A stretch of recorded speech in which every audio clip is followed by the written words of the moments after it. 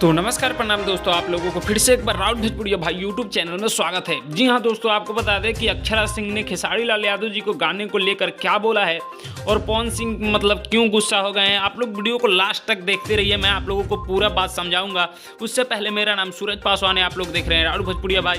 दोस्तों आप हमारे चैनल पर नए हैं तो चैनल को प्लीज़ सब्सक्राइब कर लीजिए, क्योंकि ऐसे ही अपडेट वीडियो आप सभी के लिए लाते रहते हैं।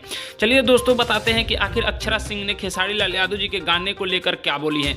दोस्तों आपको बता दें कि अक्षरा सिंह जी का कहना है कि खेसारी लाल यादव जी बहुत ही नंबर 1 एक्टर हैं और सिंगर है। जब भी मतलब कोई भी गाना गाते हैं तो वो भोजपुरी इंडस्ट्री में बवाल कर देते हैं। जी हाँ दोस्तों, आपको बता दें कि जिसमें वो नया गाना है खेसारी लाल यादव जी का, एक वो बात बताई, बहुत ही ज़बरदस्त तरीके से वो गाना चल रहा है और 1 मिलियन से ज़्यादा व्यूज़ आ चुका है उस गाने पे। इसी को लेकर के अक्षरा सिंह ने बहुत ही बड़ी बात कह दी है कि भोजपुरी के नंबर 1 सिंगर खेसारी लाल यादव जी ही हैं, भोजपुरी के नंबर 1 एक्टर खेसारी लाल यादव जी ही हैं। तो दोस्तों आप लोगों का क्या कहना है, आप लोग नीचे कमेंट बॉक्स में ज़रूर बताइएगा। बाकी ये गाना कैसा लगा है आप लोग ये भी ज़रूर बताइएगा। मिलते हैं आप सभी से जल्दी नेक्स्ट वीडियो में, तब तक के लिए जय हिंद, जय भोजपुरी।